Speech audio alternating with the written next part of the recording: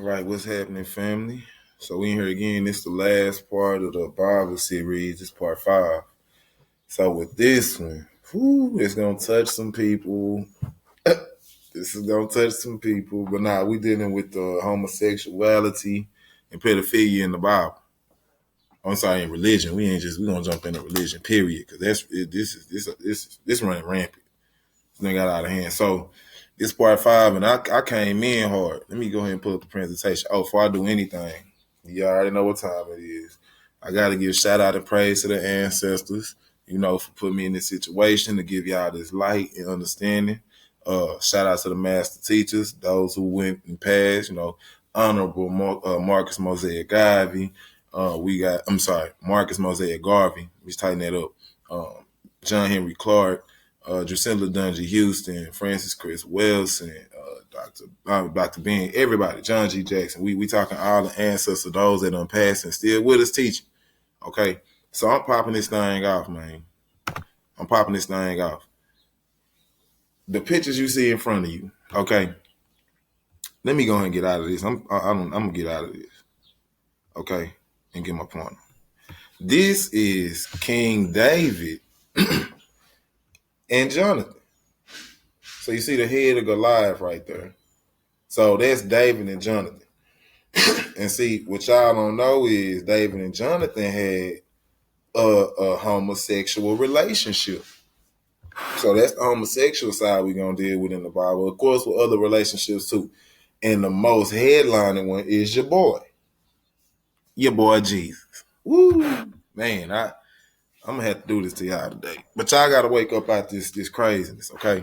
So then we got this pedophilia. Man, and y'all see this. This is a grown-ass rabbi, grown man, sucking off a baby. They call it, I don't know what the ritual called. I got it in here so you can look it up, but they circumcise the boy and then suck the blood from the penis. So when I say vampires, nigga, that's exactly what I mean. They suck the blood from the penis now, y'all.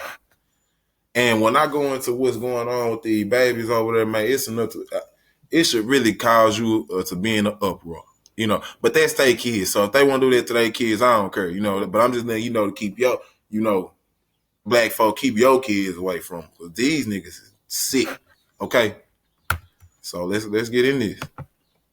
So, starting off, we got 2 Samuel 1:26. I grieve for you, Jonathan. Now, this King David talking. I grieve for you, Jonathan, my brother. You were very dear to me. Your love for me was wonderful, more wonderful than that of a woman. Family, I'm going to have to jump in here real quick now. I'm going to have to jump in here real damn, because what you talking about, David? David, what you talking about? Ain't no love from no nigga better than my woman now. So, David, what love you talking about, family? You with that get down? Now, y'all keep in mind, David was the one who raped, so I mean, well, he did. He went and he seized the Bathsheba and, sent her husband on the front line because he got her pregnant. So, that's the kind of man you dealing with David. But this is God's chosen. See, and I pick these people because I'm not picking like I always say, some peddler off the ancient road. I'm talking about, people that God is ordaining. You ordaining niggas like this, God, man, we got to check you, family, because that right there ain't right. Now, this man talking about his love more wonderful than that of a woman. That's strange, y'all. That's strange, y'all. Okay, but we're going to keep it moving.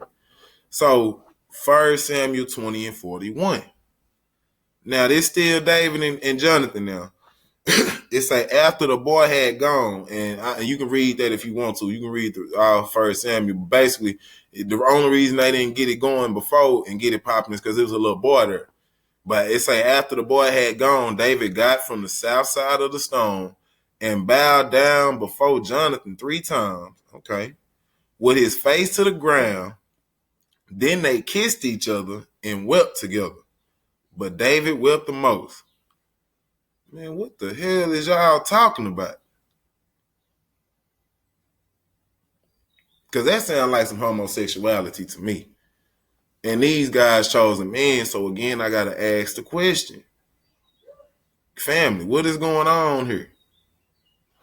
is David gay? That's what it seemed like. See, every picture you see of David and Jonathan, see him.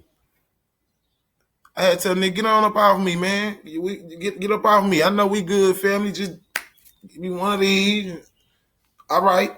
Shit, we cool. But you all on me. You know what I'm saying? You all on me. Y'all see. Hold on, let me get in here. Now, y'all see right here. Look at them. Boys freaked out. Them boys freaked out. Man, my collar sloppy, but y'all see that though? Man, that's gay. That's just what it is. And I ain't, if you do what you do, you do what you do. I ain't fucking with it, but you handle your business. I'm just pulling this up because they talk about homosexuality is wrong and that sends you to hell. But these guys chosen men, though. These guys chosen men, though. All right, we're going to move on. So Jonathan loved David as himself, and Jonathan took off his clothes in front of David and gave the clothes to David. Now, y'all, I'm finna read this in the Bible. I'm just giving y'all, before I read it, I'm giving y'all the rundown. 1 Samuel 18, 3 and 4. Say, then Jonathan and David made a covenant because he loved him as his own soul. Okay. And Jonathan stripped himself of the robe that was upon him and gave it to David. And his garment, even to his sword, and to his bow, and to his girdle. Ooh.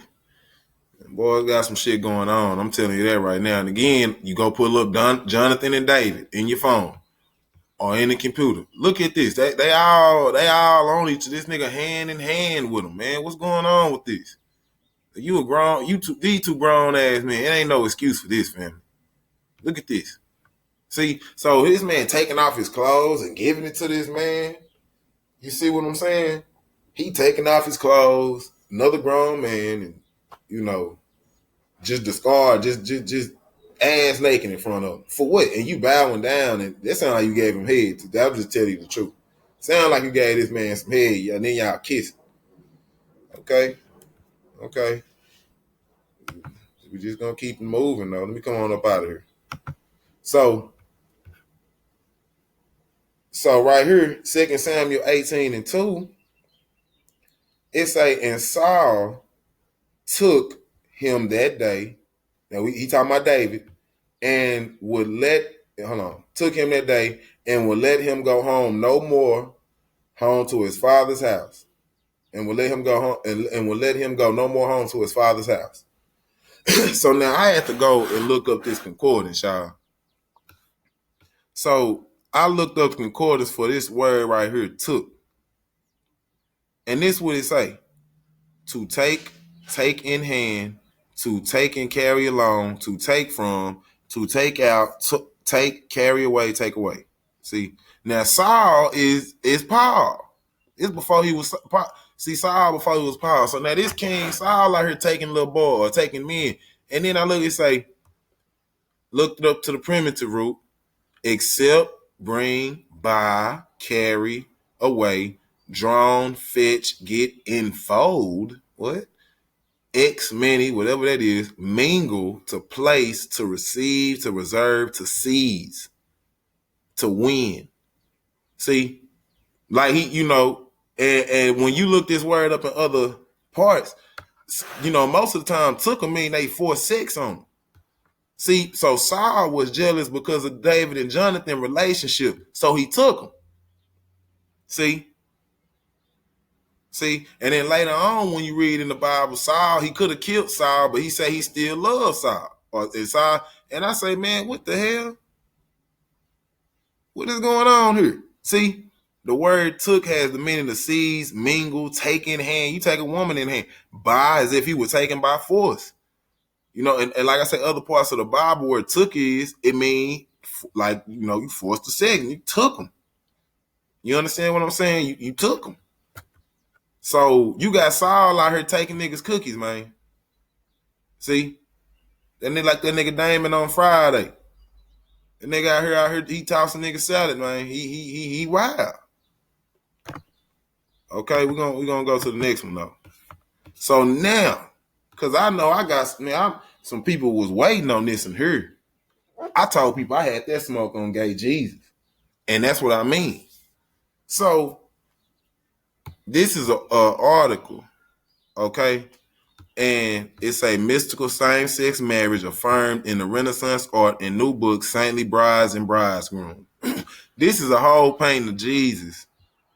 This is in the 12th century, y'all. So this is in the 1100s. So this, the nigga didn't just make this yesterday. This is the earliest, some of the earliest depictions of what they thought Jesus was. Now, this is Jesus. See the halo, coaxing John. He coaxing John. See, it's called The Calling of St. John. A 12th century miniature shows Jesus coaxing John away from his bride. So Jesus done took him away from his bitch. Did you hear me? This nigga Jesus is out there on the, he living on the edge, man. He out here taking John up. See, now in the book, in the Bible, they say he was, and what do he tell him? I'm going to make you fishers of men. Again, fishers of men. See, he out there reeling in the boys and the men. And see, when you look at John, look at him all on Jesus' lap and shit. Look at him rubbing his chin. See that? See? You see that? Rubbing on. That's what I'm telling y'all. And when you read this, see, and when you look, it say shows Jesus casting John away from his bride, and John resting on his head. Oh, sorry, and John resting his head on Jesus's chest. And when you look up any picture of John and Jesus, John always leaned all on him, sleep on him. Man, get up off me, man. See, and then this text right here in Latin, up here, this is what it say. It say, get up, lead abreast of your bride, and rest on the breast of the Lord Jesus. My God, my God. See, Carolyn Descank Muir's new book, Saintly Brides and Bridegrooms, The Mystic Marriage in Northern Renaissance Art, is not only impressive and scholarly work, but it has numerous beautiful paintings of male-to-male intimacy with Christ. Muir devotes a chapter to Saint Bernard of Clairvaux, including his poem of marital bliss with Jesus and numerous images of Bernard and Christ. See, so they ain't got just one. Christ was out here running around with plenty men. Saint Bernard, Saint Bernard, Judas, because Judas was gay. I ain't gonna do that on him, but I'm gonna bring it. I got plenty on him, but another entire chapter is dedicated to Saint John and the bride of Christ, as the bride of Christ. See, so when Jesus went to that wedding and turned that water to wine, see, they didn't tell y'all who wedding that was. Now, that was Jesus and John wedding. Man, y'all got better wake up. You better wake the fuck up. That was Jesus and John wedding, y'all. See, that was his wedding. That was their wedding. Look at him. Seeing John, seeing this that pedophilia and shit. See, homosexuality and pedophilia. See, most of the time John showed as a little underage boy. Look at him, all on Jesus. Look at the hand. Look at him. That's sweet, y'all. That's sweet. I don't give a damn. That's sweet, y'all. I don't care if you decide. We ain't got to be laid up like that. We ain't got to even be on. Nah. See. Look at the Saint John the Beloved. See him? Y'all see him? See? And this, I just blew that picture up so you can actually see what this is. Look at him. Y'all look at him now. See, look at him. He unsure. I don't know if I should do this, y'all. This is great. Nah, come on over here. That's what he's saying. Nah, come on over here. I got some man that I'm finna put you in the kingdom. See? I'm gonna put you in the kingdom. Come on over here. Then he out, look at him. Eyes closed. He loving it. He loving it. Look like he finna give him some down. And I'm gonna show y'all in a minute. That ain't far-fetched. But look, he as happy as can be. He up under this grown ass man. Look at, again, underage boy. That's John, y'all. That's John. There go Jesus.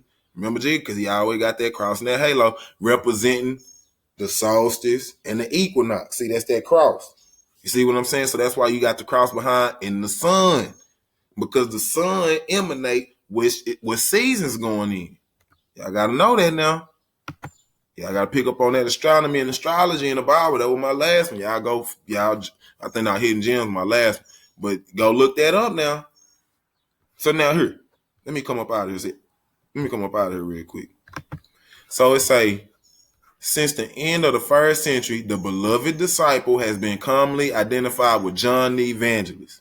Scholars have debated the authorship of this John name supposed to be, but Johannine literature, the Gospel of John, Epistles of John, and the Book of Revelation since at least the 3rd century, but especially since the Enlightenment. So they out here debating if he even wrote the book, which they know the nigga didn't write the book. Well, they ain't even got his last name, Matthew or John who? Matthew, Mark, Luke, and John. They ain't got no last name? And what the hell is Matthew, Mark, Luke, and John running around in the Middle East? Nigga, ain't nobody. Y'all stop it. Anyway, see, look at here. You see John? Look at here. This Jesus. He pointing to his head. This nigga got a phallus in his hand. Look at what he doing. See, that scroll represent a penis. This nigga finna bow down and get. Look, that's symbology though. That's symbology. Look at here, John and G. There go that halo. So there go John. There go Jesus. Look at John. Look at the hand. See, he all on him. This nigga, man, these niggas is flaming faggots out here, man. Look, the underage boy. Look, he got the scroll in his hand. Look at the placement. And he finna go up top and let me come up on in here. Let me come on up in here. Cause see, I gotta see. See what I'm saying? He got his head that like look at right here. See his fingers? Nigga like this. He finna like he doing this or something. He finna put his head down there or some shit. Man, that's some sick shit, y'all. That right there is some sick business there, y'all. I'm just letting you know what time it is. So see, John is always shown leaning on Jesus. He is the beloved disciple, and many times John is depicted as an underage boy resting on him. That's pedophilia, y'all. Homosexual pedophilia, y'all.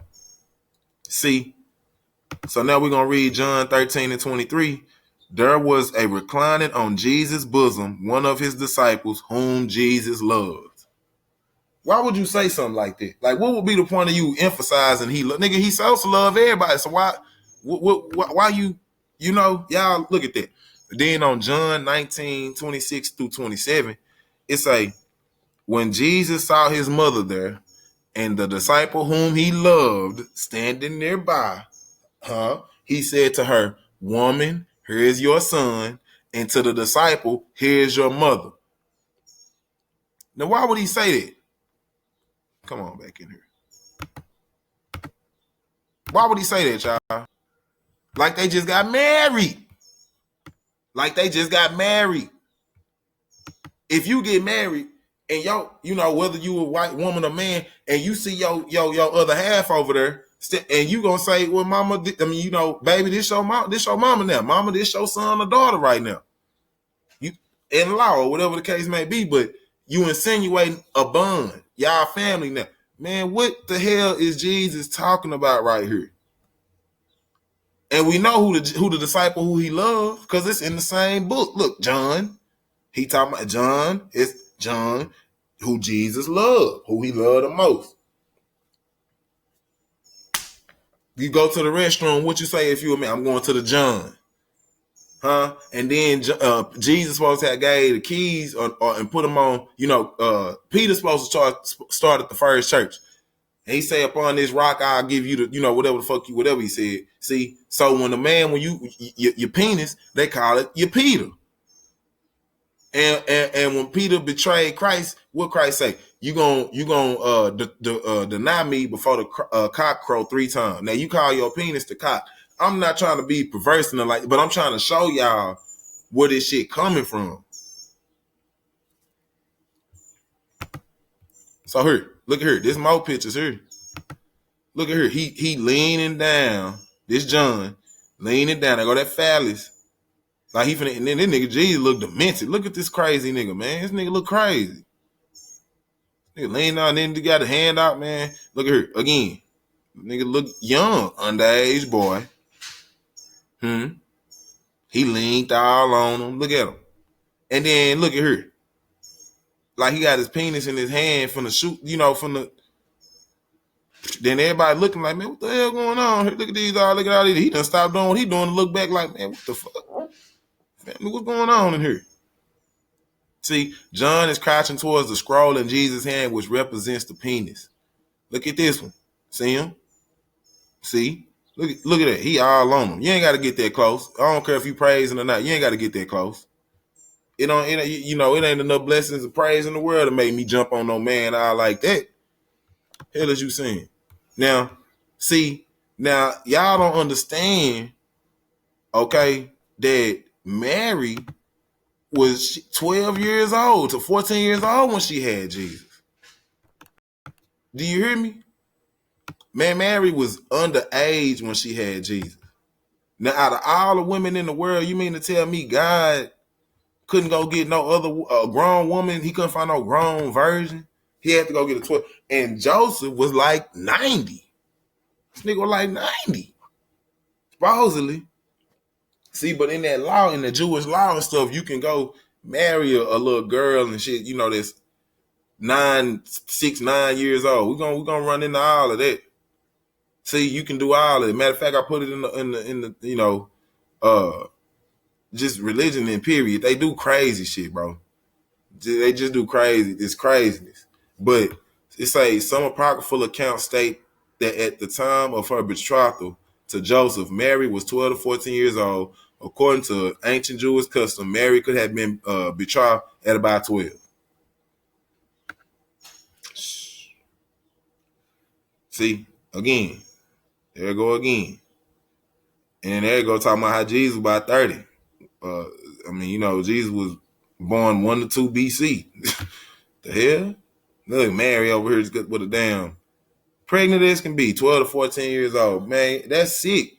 See, but that's God condoning that though. Now, this is what I was getting into earlier. When the rabbis suck the blood out the baby penis, they call it metzitza bipa. I don't know how to, whatever that is, but here go a report from CNN, April 8, 2013, from Brittany Brady. 2 more infants have contracted the herpes virus after undergoing an ultra-Orthodox Jewish type of circumcision, which has been linked to the spread of the potentially deadly virus to newborn boys, according to the New York City Health Department. Okay? Here we go. In the ritual known as Metzitza B'Pi, hold on, y'all. After removing the foreskin of the penis, the person performing the procedure places his mouth briefly over the wound, sucking a small amount of blood out, which is discarded. Antibacterial ointment is applied and the wound is bandaged. The health department says the procedure is dangerous because the contact with the mouth could transmit disease such as herpes. Ain't no could, because it have. And obviously, shit, I don't care what kind of antibacterial ointment, that ain't helping nothing. Because if they getting herpes, them niggas nasty. So look at him. His nasty ass. No need to pay me. I just keep the tips. That's some white boys. That's some shit. White boy. Well, I don't know if he said it. I just put it up there because that's some shit a nigga like that to say. You know what I'm saying? You out here sucking baby penises, man. Y'all niggas is weird. You niggas is, yeah, man. And then y'all following this though. That's the crazy thing. If that's them, let them do them. And now you see why the Jews was ran out of all them damn countries and didn't nobody fuck with them. That nigga trying to suck baby penises and shit. What's wrong with you, man? We moving on.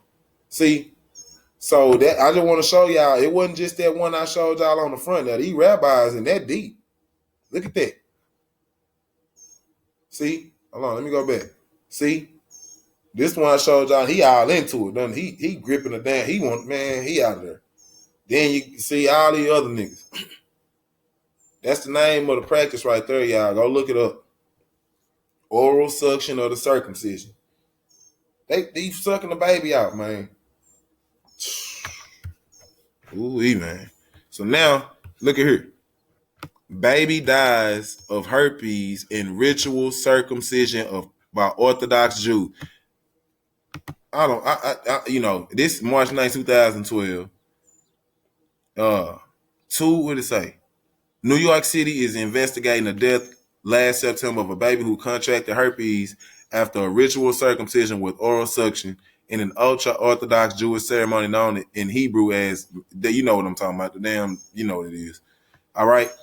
In the practice that takes place during a ceremony known as the Brie, a circumcision practitioner or mohel removes the foreskin from the baby's penis and with his mouth sucks the blood from the incision to cleanse the wound. Wow. Wow.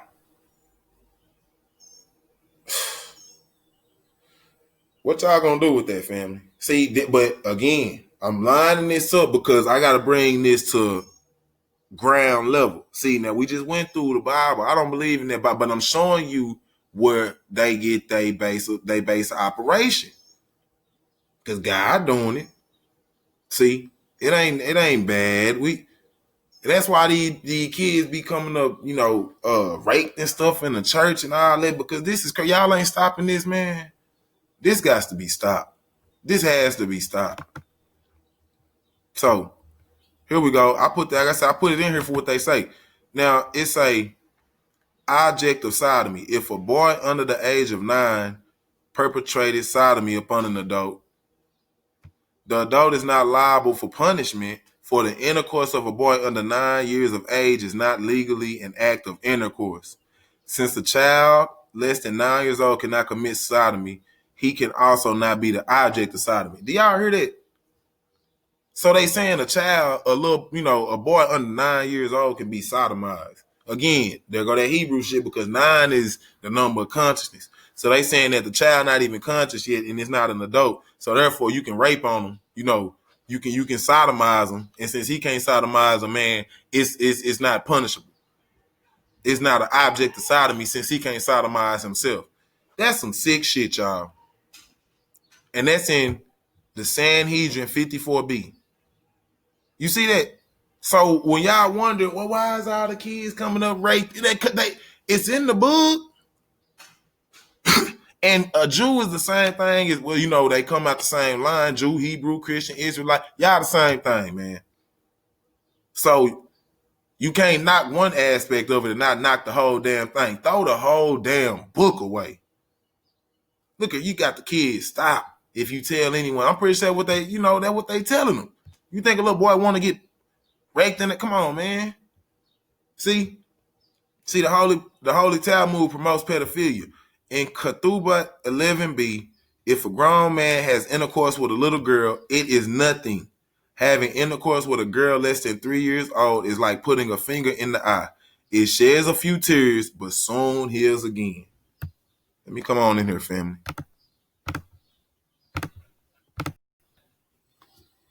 I don't know what to say about that. I gotta lace my beloved up with this game, because you can't be going and sending your kids to these folks, man. You can't go and you got the Jew teach and all these leaders and stuff. Because this is what they think about your kids. This is what they think about you. You know what I'm saying? You can rape a little girl, less than 3. And see, this is why that boy got caught over there at Bill Gates' house with over 6,000 pieces of child porn and child rape. This is their basis of how they move, y'all. The book, because it was ordained by God. If you take one verse of the book and say God wrote it, nigga, you got to take the whole book and say he wrote it. Fuck, man. Come on, man. Y'all, we better than that. So not only do the religious leaders target little boys, they go after the girls too. Excuse the typo. They go after the little girls too. Now, this came from the Daily Beast. Okay? There's a new case of a rabbi sucking on a newborn's penis and giving him herpes. See, why ultra-Orthodox Jewish babies keep getting herpes. And see, dangerous to a circumcision tradition in the ultra-Orthodox community is back in the spotlight after 2 babies contracted neonatal herpes, and Mayor de Blasio is doing nothing to stop it. So the damn governors should not even, they ain't even doing nothing. See, look at them. Let me get up out of here. Look at it. Sick ass niggas. Look at this shit, bruh. It's like on July 22nd, the New York City Department of Health and Mental, and this is the same article from this one right here, y'all. Hold on. This the same article from there. I just put it on another slide. On July 22nd, the New York City Department of Health and Mental Hygiene revealed that 2 new cases of neonatal herpes had been diagnosed during July. One baby was found at 16 days old to have pustular lesions on the penis and genital area. And the 17-day-old was found to have lesions on the penis, left foot, and left thigh. Based on the time and location of the lesions, the male infants had contracted the herpes simplex virus during the Jewish circumcision custom. A brie, which occurs on the 8th day of life, circumcisions are a standard, even beneficial health practices. But each of these boys want a brie that followed the ancient ritual not widely practiced outside the ultra-Orthodox community. You can say whatever you want to. I don't give a damn if it's Orthodox, non-Orthodox. Man, they doing it. Okay? They doing it. They just ain't getting caught. These niggas got caught. Okay? So now this from the New York Times. Missionaries trafficking children. It's like 3 leaders of a Filipino church are charged with running human trafficking ring. Okay, administrators for the Kingdom of Jesus Christ arranged dozens of false marriages so workers at a fraudulent charity could stay in the U.S., prosecutors said. But once the church members arrived in the U.S., their passports were immediately taken away by 3 church members or administrators who then forced them to collect donations for the Children's Joy Foundation, a nonprofit run by the church that claims to help impoverished children in the Philippines, according to a criminal complaint. Now, these are 3 leaders here. You can look them up. They right here. These 3 brought church members to the U.S. under false pretenses, telling them that they were invited to a special guest at a concert supporting the church's ministry, federal prosecutors say. So they out here lying. They getting people in here lying. These people of God, these these missionaries and the administrators, trafficking people. Now this is the same on the same thing. The church raised $20 million from 2014 through mid 2008. They didn't raise $20 million. $20 million.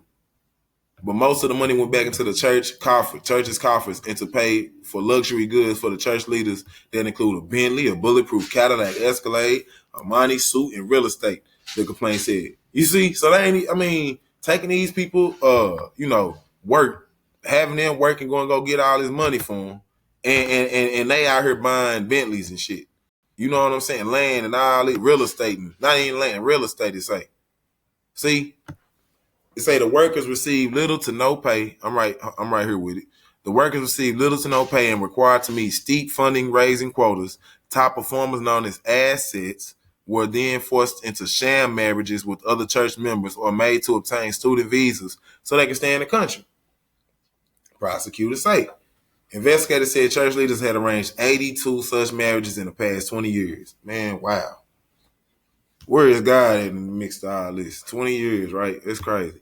And it said those who failed to meet quotas faced punishments that included paddling or being forced to spend 3 to 5 days in isolation in a walled section of the compound while being denied food and listening to pre-recorded sermons by church leaders, according to the complaint. That's cold. So one victim told investigators the church leader shaved their head and made them wear an orange suit with SOS on the back, which stood for Son of Satan. Playing with these people's mind, man. It's crazy. So now this another one. So this by Danielle Wallace on Fox News. Say Ohio child sex trafficking sting nabs more than 100, including church leader, ER doctor. So the church leader and the doctor out here trafficking children. These them clowns right here.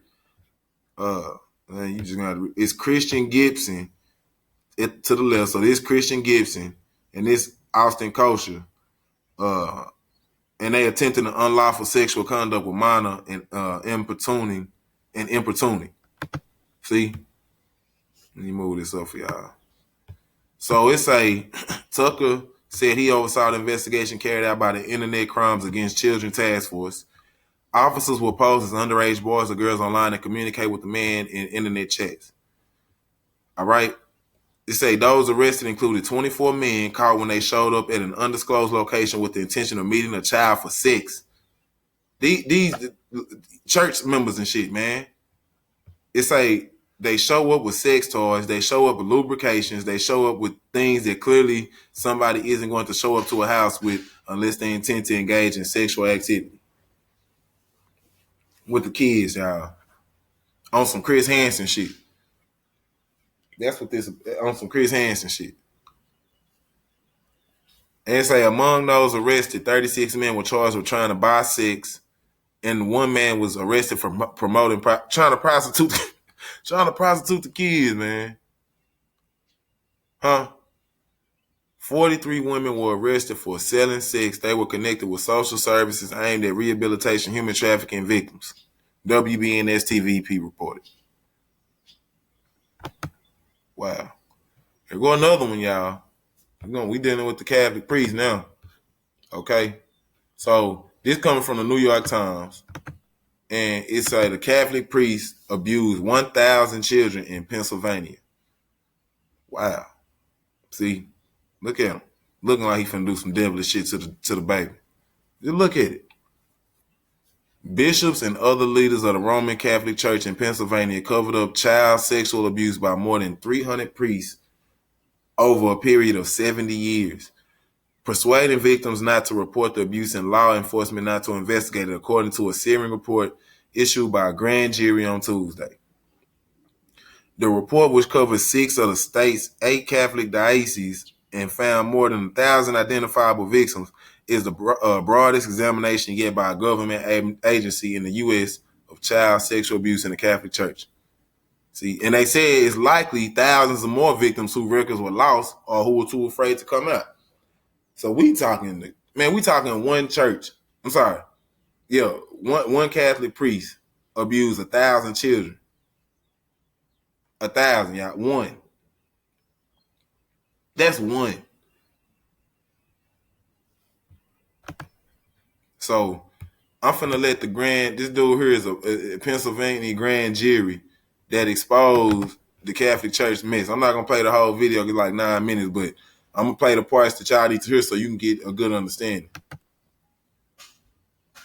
grand jury report issued today out of Pennsylvania comes as a shock to many that read it, but it comes as no news to us. We've been working with survivors across the country of clerical sexual abuse, and everything in this report today, as horrible as it is the kind of thing that has been revealed and known to us for 3.5 decades. 35 years. It's also a reality that the information included in this comes because of the courage of the survivors and, in this case, a grand jury that found what we've already known to be. And the finding that is in the introduction, I think really hits the nail on the head. And they state, for many of us, those earlier stories happened someplace else, someplace away. Now we know the truth. It happened everywhere. As sad as that is, that's something we have known, armed with the courage of the survivors sharing their secrets for decades, and every day reveal in some way that we can, that there is a massive cover-up and massive concealment of clerical crimes across the country, in every diocese, in every state. He said in every one of them. Community in the U.S. Every community. Pennsylvania is no different.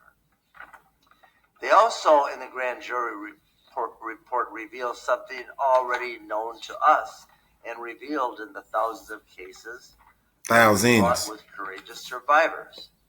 And they talk about the playbook for concealing the truth employed by the Catholic bishops. First, they use euphemisms to describe rape of children. They call it like the concern or the inappropriate conduct. Second, item in other words, they play with words on you. See, so in some instances, if it was anybody else, he was brutal, he raped them. But in the case of the church, they'll just hit him with, it was inappropriate conduct, something light. So you don't even, it ain't attracting the attention of the people. Because if you put in there the Catholic bishop raped and he tying up kids and shit, man, well, hold on, what? Let me read into this. What's going on? See, they play with them words. My bad, y'all. Let me go back. This grand jury report. Damn. Hold on. This grand jury. They call it like the concern or the inappropriate conduct. Second, item in the playbook is they don't conduct genuine investigations, bogus investigations. They make it look like they're looking when they're not. Third, they use the appearance of integrity to say that they're sending the offender to a treatment center, when in fact the treatment center is a loyalist to them and is not interested or instructed to get to them by them. Now, in case y'all didn't understand, they send them to departments or different entities that's in cahoots with the church. So they working with. So you already know how that go. They probably in there coercing them and everything. You know what I'm saying? So they cover up. It's just like when a person gets shot by a police department and the police department investigate their own department. You already know how that's gonna go. You already know how that's gonna go. They do the same thing, and that's where they getting the model from. Okay, and y'all can, if you want to, you can look it up. Pennsylvania Grand Jury Report exposed to Catholic churches, and you can go look that up on YouTube if you want to. But that's just a taste of it. Okay, so now we're gonna go into here. Let's get more on this from DW ethics correspondent Martin Gack. Welcome, Martin. We just heard the bishop there saying mistakes were made, but this does not sound like euphemism. A mistake. If you believe what's in this report, this was a system. This was the system. Absolutely. I mean, it's quite clear that this doesn't cut it anymore. The church is not entitled to talk about mistakes at all. One of the things that the grand jury sort of brings forth is that essentially the church, at least in the state of Pennsylvania and within the diocese, particularly Pittsburgh, which is 1/3 of where those people charged are from, was essentially operating as a criminal organization. And this is actually a very damning charge. So that is to say, there was a system for both protecting these people that evidently was perpetuating the problem. So, I think that apologies is something that, just quite simply has no place in this conversation anymore. And we heard briefly in the report only 2 charges against more than 300 abusers, and their names are known. So why not more charges? Well, some of these charges go back 70 years. So, I think that... And there's a statute of limitations. There is a statute of limitations, and there are only 300 cases in this case that have been put on the table. But, presumably we're going to see a lot more, and presumably we're going to hear about a lot more victims. Now, the issue is that because of the policy of secrecy that the church officially adopted, actually, the previous Pope Benedict has essentially said that anybody that could be caught turning information to national authorities or legal authorities would be actually excommunicated. Because of this kind of policy, it made it almost impossible to actually track perpetrators through. This means that, the possibilities of bringing charges were actually quite reduced. So this is a report from the grand jury released by the state Supreme Court. What happens next? Well, this is a state prosecutor, and this will actually be Look at this old sick ass nigga back here. Look at him. Look, he look crazy. What's interesting at this point is that this is happening in several places around the world. So Australia is now, has charges as is putting on trial Cardinal Bell. But more interestingly, perhaps over the last 2 days, a prosecutor in Chile who is investigating abuse cases has requested from the Vatican that they turn documents to the prosecution.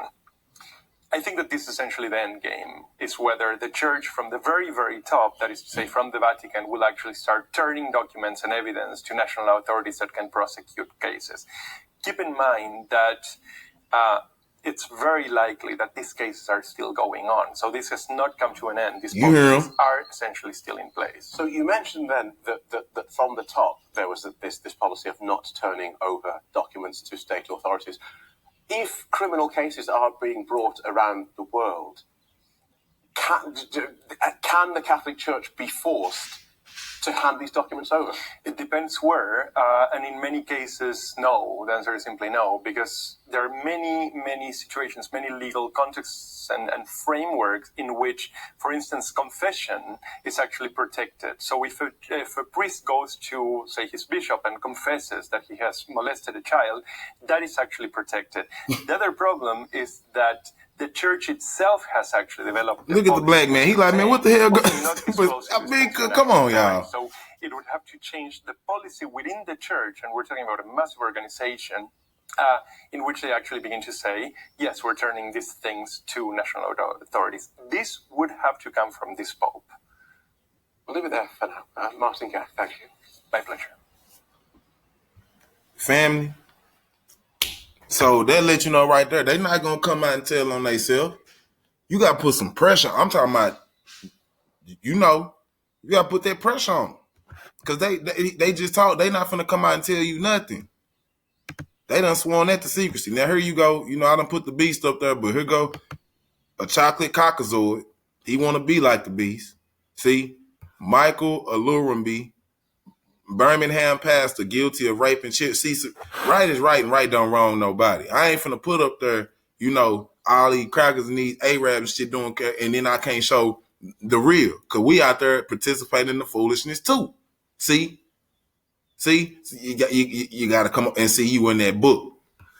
So him, Michael, and this is from January 14, 2020. So I know y'all, he print up them old things. Well, here go a new one for you niggas. The abuse of one boy and 6 girls started when they were children. See, one as young as 8, and for some, continued into adulthood.